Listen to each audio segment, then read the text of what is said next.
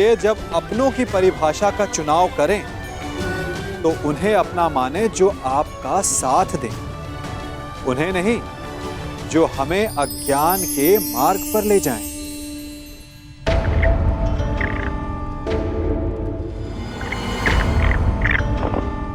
अपने खेल पर ध्यान रखो दुर्योधन, नहीं तो तुम मुझे परास्त नहीं कर पाओगे।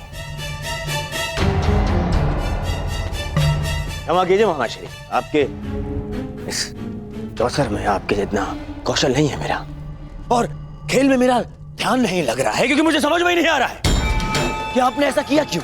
मैं पांडवों के समक्ष प्रस्ताव ले जाने के विरुद्ध था, आपने मुझे बाध्य किया। क्यों?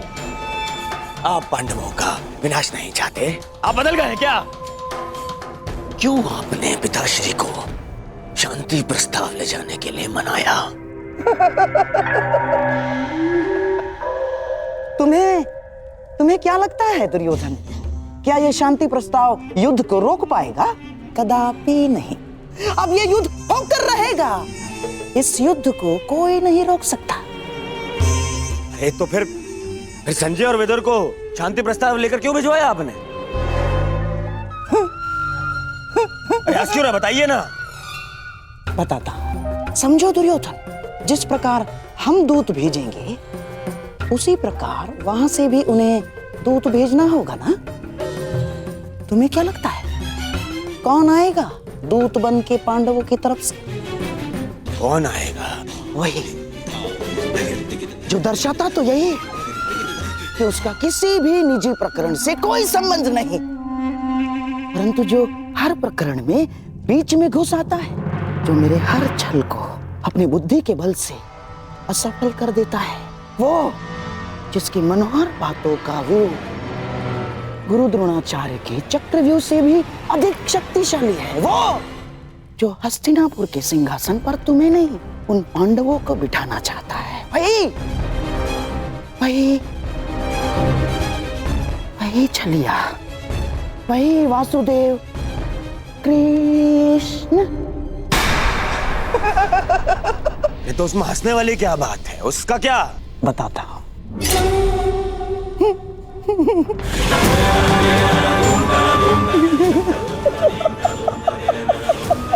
चलिए।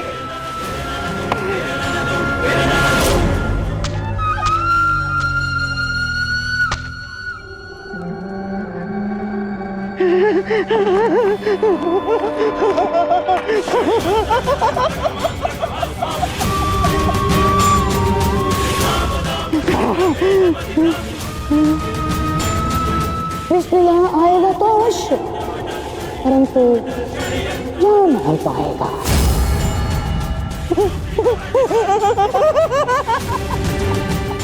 जा नहीं पाएगा।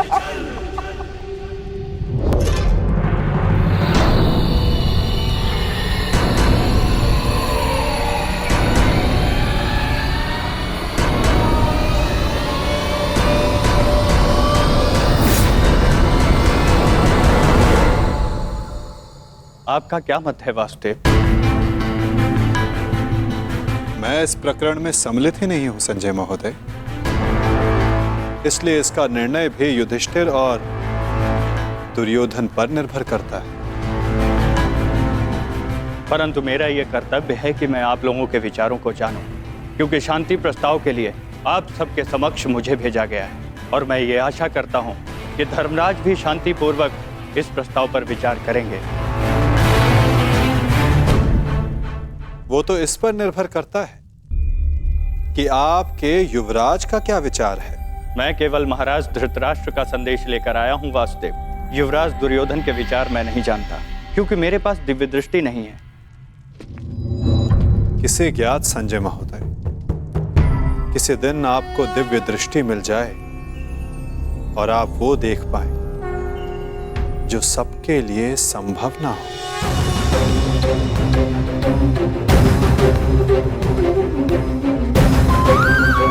धर्मराज, आपके समक्ष हस्तिनापुर से शांति प्रस्ताव आया है,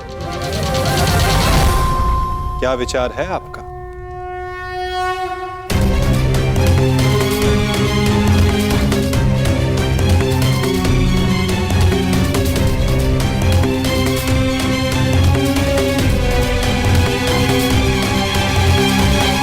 हस्तिनापुर शांति चाहता है तो हमें भी युद्ध करने की कोई ललक नहीं।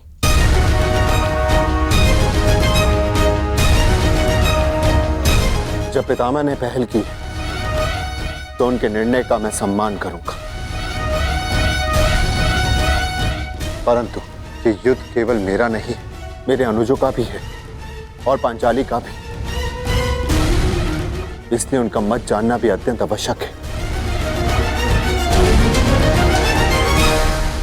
हमें ज्ञात है कि अवश्य ही तुम सबके हित की सोचोगे युधिष्ठिर, इसलिए हम सबको सबसे अधिक आशा तुमसे ही है। मुझे विश्वास है प्रतिकार और प्रतिघात के स्थान पर तुम शांति को महत्व दोगे। जहां तक शेष पांडवों का प्रश्न है, मुझे विश्वास है कि ये सब तुम्हारे निर्णय का सम्मान करें।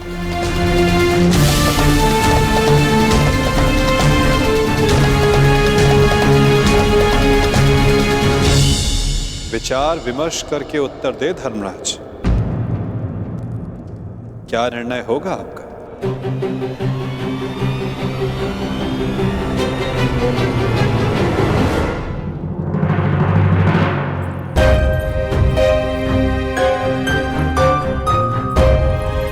वृषसेन, अरे लक्ष्मणा, कैसी हो?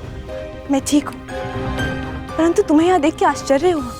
तुम यहाँ कैसे? वो मैं शाम से मिलने आया था। हाँ, परंतु कुमार शाम से पहले मैं तुमसे मिलना चाहती थी। परंतु क्यों? क्योंकि अब केवल तुम ही अपने मित्र को इतनी बड़ी भूल करने से रोक सकते हो।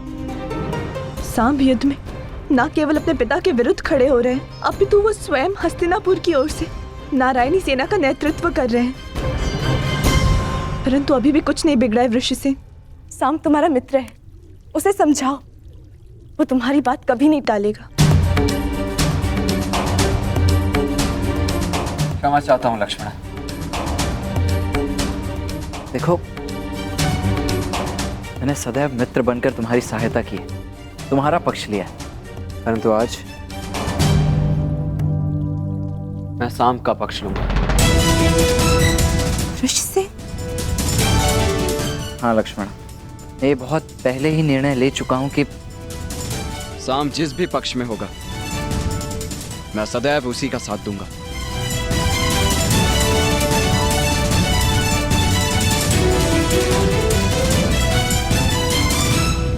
परंतु तुम्हें चिंता करने की आवश्यकता नहीं है लक्ष्मण। मेरे जीते जी शाम को कुछ नहीं होगा, विश्वास करो मेरा। पक्ष जो भी हो, हानि तो मेरे परिवार को पहुंच रही है ना वृषसेन। तुम ही बताओ मुझे, प्रभु से मैं किस पक्ष के लिए प्रार्थना करूं? दोनों ही पक्षों में मेरा ही परिवार लड़ रहा है। मैं क्या करूं वृषसेन? तुम्हारे इस प्रश्न का उत्तर मेरे पास नहीं है लक्ष्मणा। मैं तो ये भी नहीं कह सकता कि मैं तुम्हारी इस असमंजस से भरी परिस्थिति को समझ सकता हूं। तुम इस युद्ध में भाग क्यों ले रहे हो वृषसेन? तुम्हारा तो पांडवों से कोई संबंध नहीं है, तो तुम अपने पिता के साथ इस युद्ध में क्यों भाग ले रहे हो? केवल इसीलिए लक्ष्मणा, क्योंकि सांब कौरवों के पक्ष में, और इससे अधिक मेरे लिए कुछ महत्वपूर्ण नहीं। वृषसेन, तुम्हें भान है तुम कितनी बड़ी भूल कर रहे हो। नहीं भान है तुम्हें, यदि भान होता तो इस युद्ध में भाग लेने के बजाय उसे रोकने का प्रयत्न कर रहे होते तुम। मैं तुम्हारे समक्ष बहुत सी उम्मीदें लेकर आई थी वृषसेन, परंतु प्रतीत होता है कि मेरी भूल थी। अपना ख्याल रखना वृषसेन।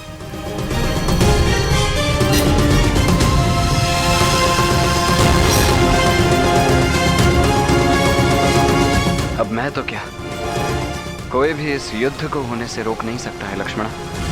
तुम्हारा अपमान मुझे स्मरण है पांचाली, परंतु इस महायुद्ध में केवल महाविनाश होगा।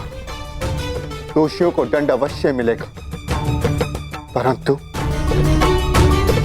सहस्त्रों लाखों निर्दोषों के प्राण भी जाएंगे। न जाने कितने परिवार बिखर जाएंगे पांचाली, कितने परिवार। और न्याय का क्या धर्मराज? ये युद्ध न्याय का है। की ली हुई प्रतिज्ञा का क्या? अरे भीम, मैं कुछ नहीं भूला हूं पांचाली, ना ही तुम्हारे अपमान को, ना ही मेरी प्रतिज्ञा को। और जहां तक बात है इस शांति प्रस्ताव की, तो मैं इससे बिल्कुल सहमत नहीं। परंतु पांचाली, हम सब तुम्हारा मत जानना चाहते हैं, क्योंकि यह प्रस्ताव स्वयं पितामह और महाराज के द्वारा भेजा गया है और इसे ऐसे ही ठुकराया भी नहीं जा सकता। आप भूल रहे हैं वृकोदर, उस सभा में श्रद्धेय पितामह और महाराज धृतराष्ट्र भी उपस्थित थे, और वो भी मेरा अपमान होने से नहीं रोक पाए थे। मुझे लगा था कि वनवास पूर्ण होने के पश्चात हम सबके जीवन का एक ही उद्देश्य है, कौरवों का विनाश।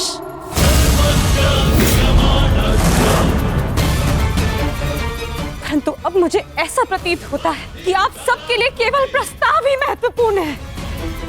एक प्रस्ताव पर आपने अपना सब कुछ खो दिया,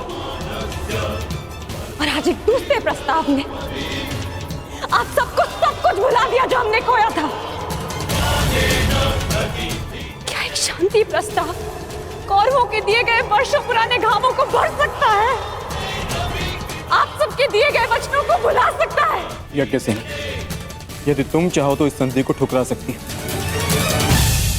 तुम्हें इसका पूर्ण अधिकार है, परंतु इसके पहले कोई भी निर्णय लेने से पूर्व मैं सखा वासुदेव से वार्तालाप करना चाहती हूँ।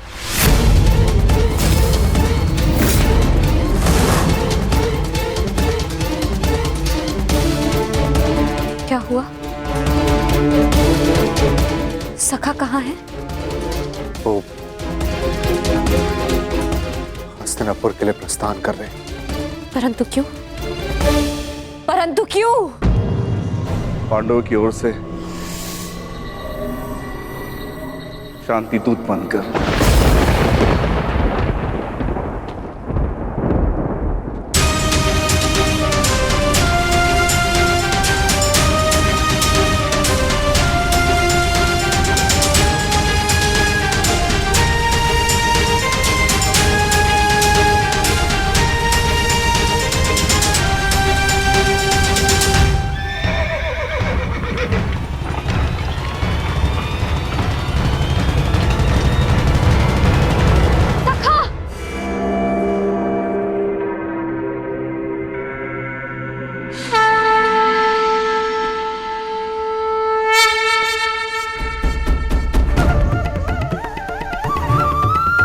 क्रोधित हो अपने सखा से?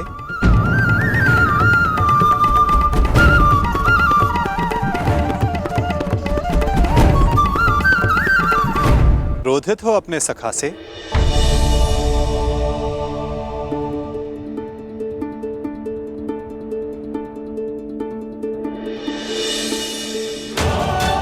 मुझे लगा प्रस्थान कर गए। भला अपनी सखी से मिले बिना मैं प्रस्थान करने की सोच भी कैसे सकता हूं? जानता हूं तुम्हारे मन में बहुत प्रश्न तुम्हें व्याकुल कर रहे हैं। जो कुछ भी तुम्हारे हृदय में है कह सकती हो। मैं वचन देता हूं तुम्हारे हर प्रश्न का उत्तर देगा ये सखा।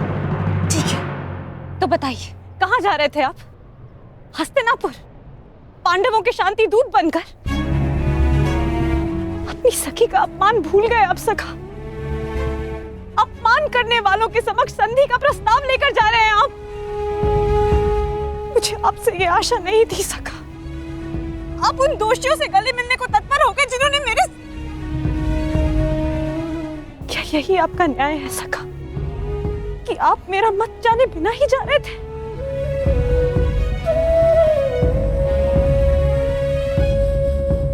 नहीं सखी, ऐसा नहीं। मैं भली भांति जानता हूं कि तुम्हारा मत क्या है, और मैं तुम्हें वचन देता हूं कि तुम्हारा मत और मंतव्य दोनों ही पूर्ण होगा सखी। और इसीलिए मैं हस्तिनापुर जा रहा हूं। जो कह रहे हैं मुझे समझ नहीं आ रहा है सखा। मैं शांति दूत बनकर इसलिए जा रहा हूं सखी, क्योंकि पहले संदेश हस्तिनापुर से आया है, परंतु अभी शांति प्रस्ताव स्वीकार नहीं हुआ है। मैं इसलिए जा रहा हूं ताकि कोई ये ना कह सके कि शांति प्रस्ताव होते हुए भी पांडवों ने आक्रमण किया, या फिर शांति प्रस्ताव का उत्तर नहीं दिया। मैं आपके इस उत्तर से संतुष्ट नहीं हो सका।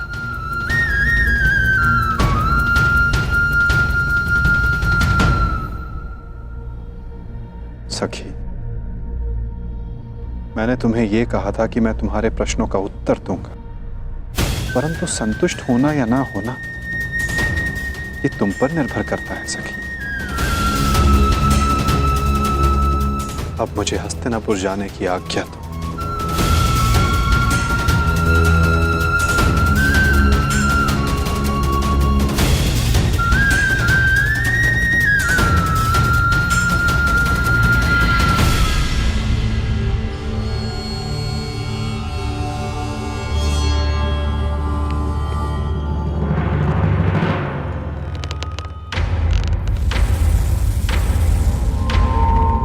कहाँ थे पुत्र? द्वारका। परंतु क्यों? मैं पहले ही बता चुका हूं कि मैं इस युद्ध में भाग ले रहा हूं, और उसी पक्ष से लड़ने वाला हूं जिस पक्ष से मेरा मित्र साम लड़ने वाला है। साम युवराज दुर्योधन के पक्ष में है, और इसीलिए मैं भी वही हूं। मौन क्यों है? समझाइए, इसे रोकिए। अपने पति को अपने आराध्य वासुदेव के विरुद्ध खड़ा देखना क्या कम था, जो अब मेरा पुत्र भी उनके विरुद्ध खड़ा होगा? नहीं, मैं तुम्हें इस युद्ध में भाग नहीं लेने दूंगी। कुछ नहीं होने दूंगी तुम्हें।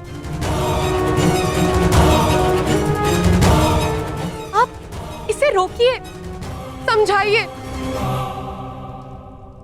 श्री कृष्ण के विरुद्ध युद्ध में खड़े होने का अर्थ है केवल सर्वनाश, और ये अपने पिता की आज्ञा के विरुद्ध जाकर इस युद्ध में भाग नहीं ले सकता है।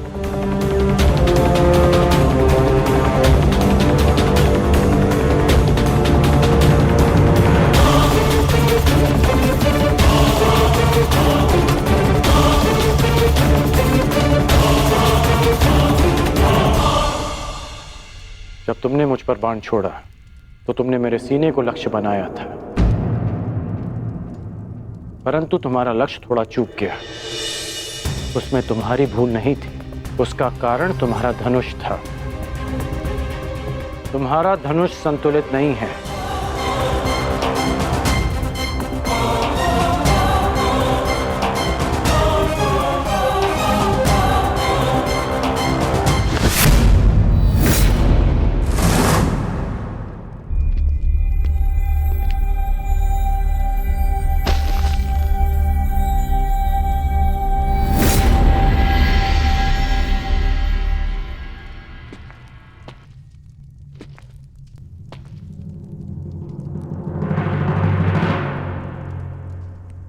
ये बिल्कुल संतुलित धनुष है, इसे मैंने अपने हाथों से बनाया है, जो तुम्हें इसी का प्रयोग करना है। लक्ष्य कभी नहीं चूकेगा।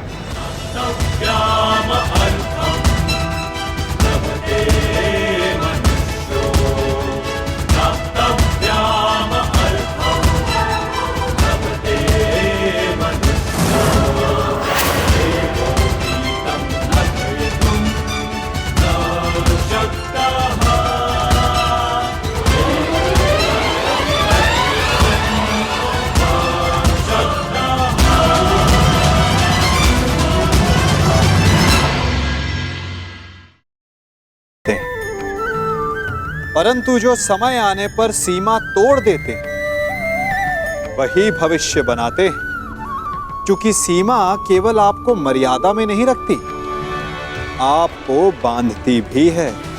अब ये आप पर, मुझ पर, हम सब पर निर्भर करता है कि ये जाने कौन सी सीमाएं हमें बांधती हैं और कौन सी सीमाएं शक्ति के नए मार्ग समक्ष लाती हैं। इसलिए सीमाएं तो जो कर सकते हो उससे अधिक करने का प्रयत्न करो, तभी नई सीमाएं बना पाओगे।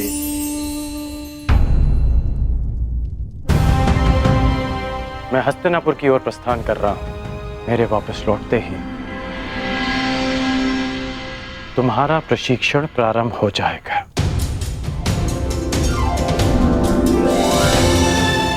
कदाचित हमारी सोच में मतभेद हो,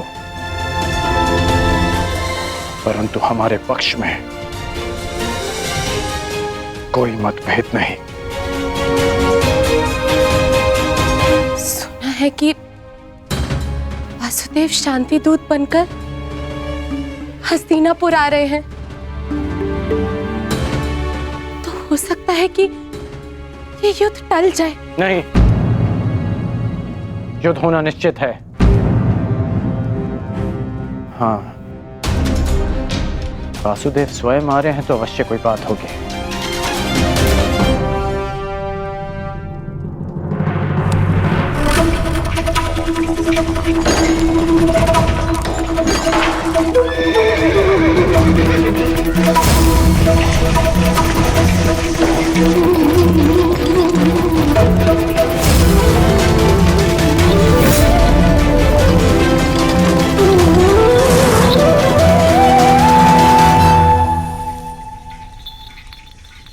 देख रहे हो दुर्योधन, ये कोई साधारण धातु नहीं है, बहुत विशेष धातु है ये, जिसका आविष्कार असुरों ने किया था देवों को बांधने के लिए।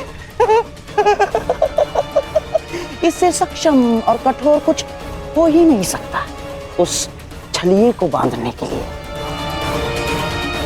अब उसके आते इसी से उसे बंदी बना लेंगे।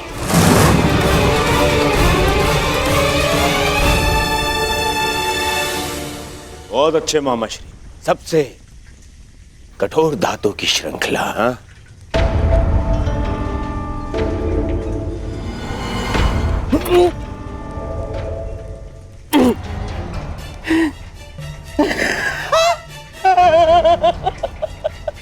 देखो, मैंने कहा था ना तुमसे। परंतु मैं ये देखना चाहता हूं कि ये कितनी कठोर है। तो कर लो प्रयास। दासों, मामा श्री को इसमें बांध दो। ये क्या कह रहे हो तुम?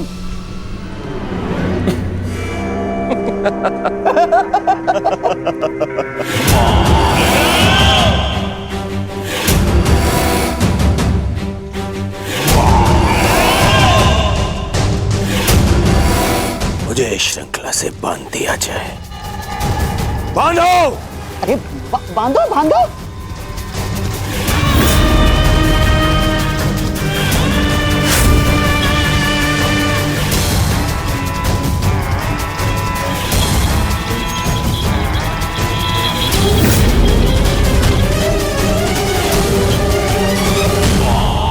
अब देखते हैं ये श्रृंखला कितनी सक्षम है।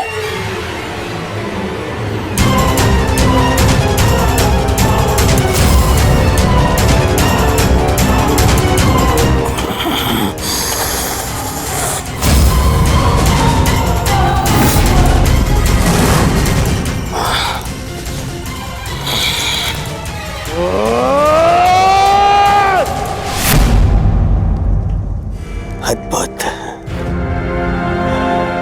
निसंदेह ये अद्भुत है। अब हुआ पूर्ण प्रबंध उस वासुदेव के स्वागत का।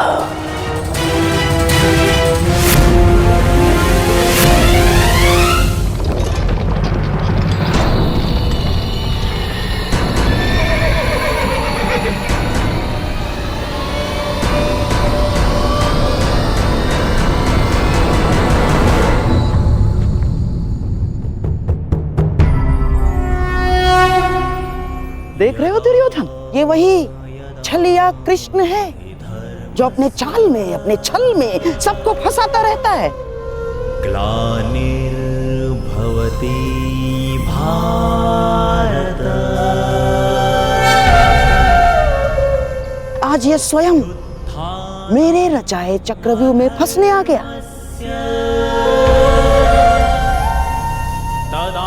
इसे ज्ञात नहीं है कि आज ये इस प्रासाद से बाहर निकल ही नहीं पाएगा।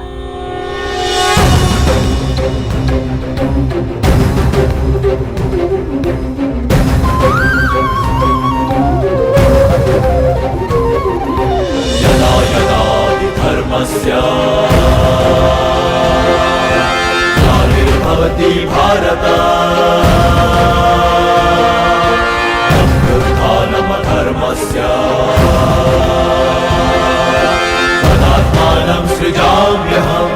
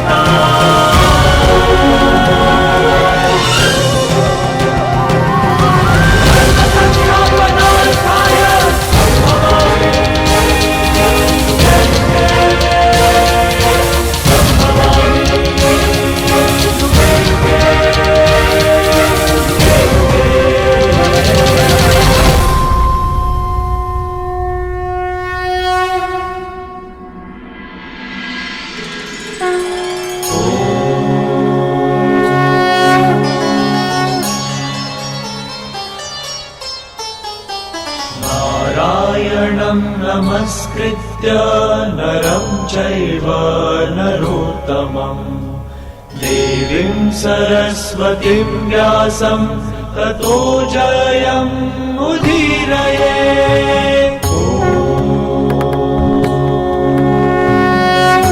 प्रणिपात हस्तिनापुर नरेश। कल्याण हो वासुदेव। प्रणिपात गंगापुत्र। कल्याण हो वासुदेव।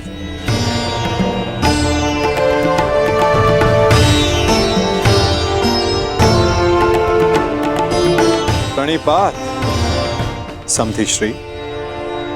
स्वास्थ्य। प्रणिपात गांधार नरेश। प्रणिपात मुरली मनोहर, आपका स्वागत है हस्तिनापुर में। प्रणिपात वासुदेव, मैं समस्त हस्तिनापुर की ओर से आपका आभारी हूं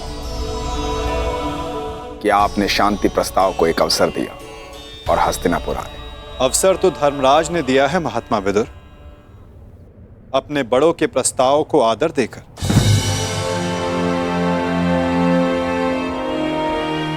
मैं तो बस उनका संदेश यहां लाया हूं। वासुदेव, संदेश अपने स्थान पर है। मुझे तो आपको हस्तिनापुर में देखकर ही प्रसन्नता हो रही है। मुझे ज्ञात है युवराज, और आशा भी कि आपने मेरे स्वागत की सारी तैयारियां पूर्ण कर ली होगी।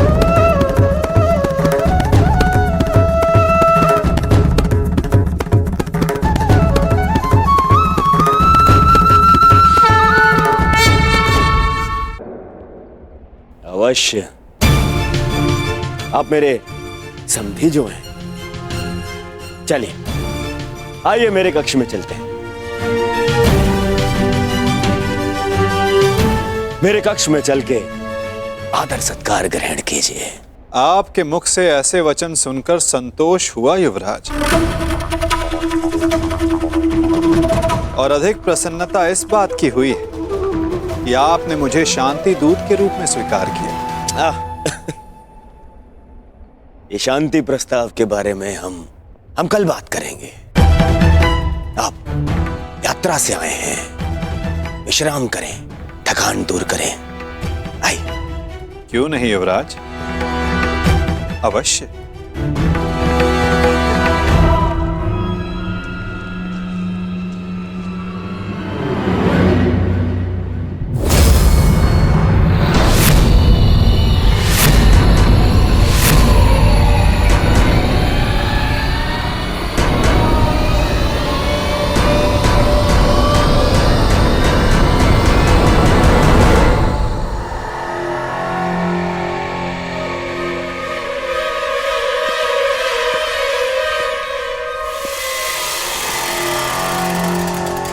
क्या हुआ वासुदेव, आप ठहर क्यों गए? मैं आपके सत्कार भाव का सम्मान करता हूं युवराज, परंतु मैं शांति दूत हूं, शरणागत नहीं। और वैसे भी पांडवों ने मुझे अपने पक्ष में चुना।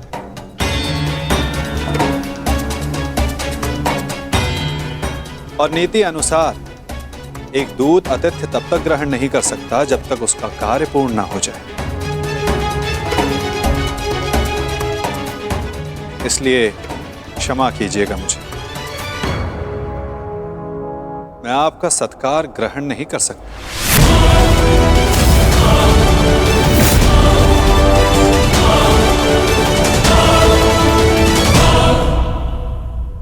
परंतु फिर आप कहां ठहरेंगे? आप उसकी चिंता ना करें युवराज, मेरे पास अपनी व्यवस्थाएं हैं। आइए भी ना वासुदेव, आप हमारे यहाँ पधारे, हम धन्य हुए। हमारे यहाँ आकर हमें कृतार्थ करें। हमने आपकी ऐसी व्यवस्था की है वासुदेव कि आप हस्तिनापुर छोड़कर कहीं जाएंगे ही नहीं। ऐसा कुछ नहीं जो सदा रहे, और ऐसा कुछ नहीं जो सदा ना रहे। तो फिर मेरे यहाँ होने ना होने का क्या अर्थ रह जाता है गांधार नरेश?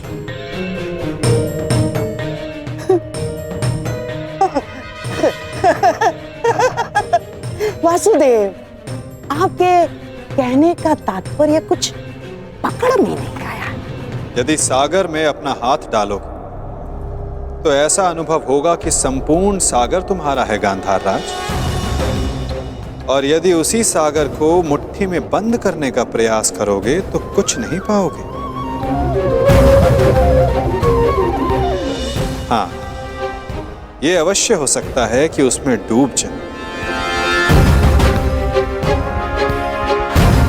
प्रणिपात।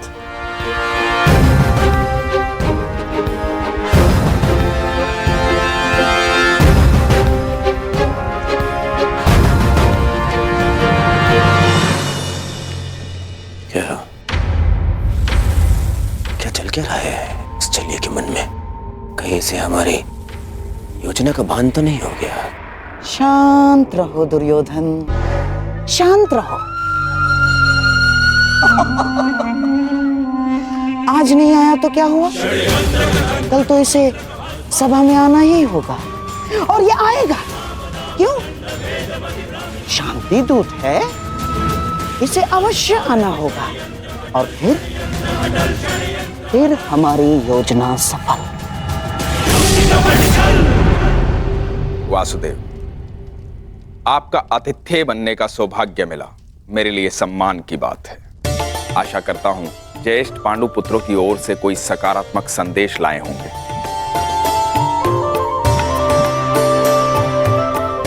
संदेश तो मैं लाया हूं महात्मा विदुर, परंतु वो संदेश मैं कल सभा में सबके समक्ष रखूंगा। प्रणिपात माधव, मेरा सौभाग्य है कि आज मेरे आराध्य मेरे घर पधारे हैं। सेवक, प्रभु के लिए भोजन लेकर आओ।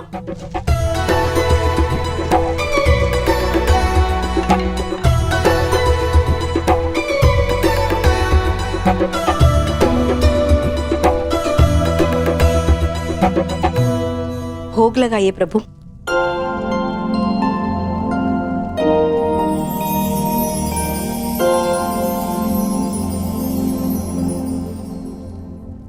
मेरा प्रिय मिष्ठान नहीं दिखाई दे रहा।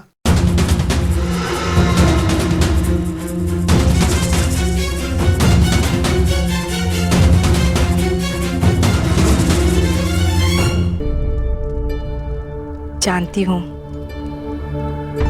आपको मिष्ठान बहुत प्रिय है वासुदेव, परंतु जब से कुलवधू का राजसभा में अपमान हुआ हमने मिष्ठान त्याग दिया।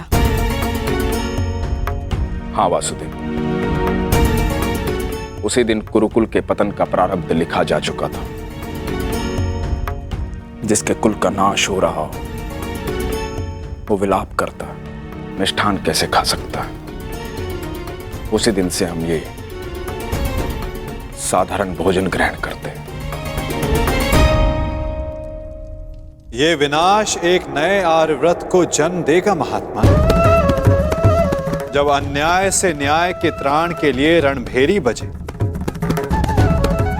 तो वो अवसर शुभ ही होता है, और शुभ अवसर पर मिष्ठान आवश्यक है। और मैं यहां भोजन पर निमंत्रित हूं। अपना प्रिय मिष्ठान खाए बिना यहां से जाने वाला नहीं मैं।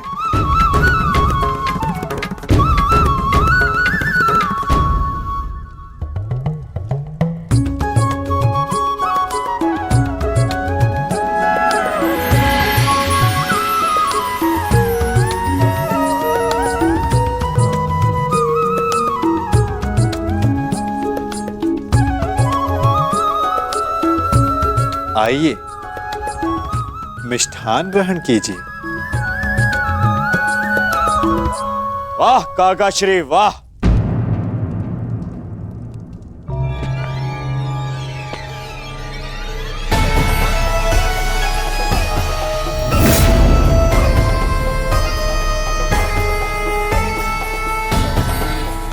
छप्पन भोग का आनंद लिया जा रहा है। आओ पुत्र दुर्योधन, तुम भी मिष्ठान ग्रहण करो। मिष्ठान नहीं, वो क्या है ना काकाश्री, मेरे मन में जो कड़वाहट भर दी है आपने,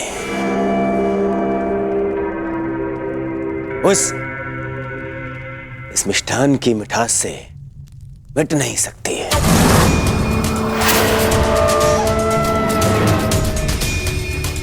कितने कितने दोगले हैं आप। मन में कुछ और रखते हैं और वाणी में कुछ और। तुम क्या कह रहे हो? मैं समझ नहीं पा रहा हूं। परंतु मुझे समझ में आ रहा है। मैं समझ गया हूं कि आप इतने वर्षों से क्या करना चाहते हैं। आप मुझे नीचा दिखाना चाहते हैं।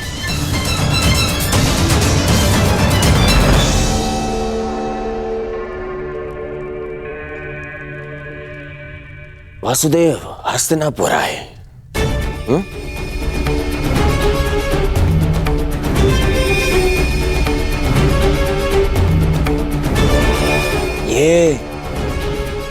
ये मेरे संबंधी हैं।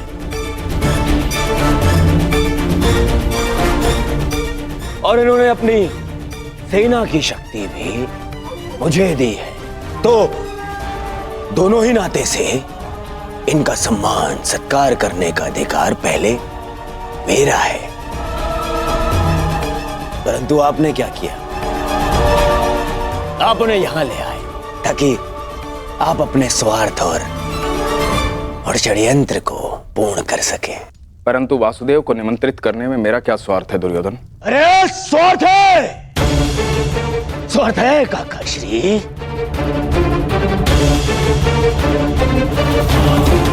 राजसभा में प्रस्थान से पूर्व आप उन्हें यहां इसलिए लाए ताकि आप अपने वो प्रिय पांडवों के पक्ष में इन्हें उकसा सके।